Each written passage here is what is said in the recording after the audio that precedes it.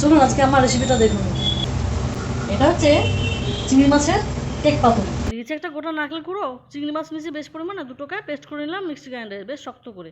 একটা পাত্রে ঢেলে নিয়ে পরিমাণ মতো লবণ, হলুদ, কাঁচা জিরা, কাঁচা ধনে, শুকনো লঙ্কা বাটা, পরিমাণ মতো পেঁয়াজ, 2-4টে রসুন বাটা, পোস্ত বাটা, 1 থেকে 1.5 চামচের মতো চিনি, গরম মশলা গুঁড়ো ও সর্ষের তেল দিয়ে ভালো করে মেখে নিলাম। ওইদিকে একটা ভালো কলা পাতা নিয়ে সেটাকে সর্ষের তেল মেখে নিয়েছি উপর দিয়ে। এবার রুটি ভাজা চাটু নিয়ে তারপরে ছোটো ছোটো দুটো কলা পাতা দিয়ে মেন যে সর্ষের তেল মাখা পাতা সেটাকে দিয়েছি।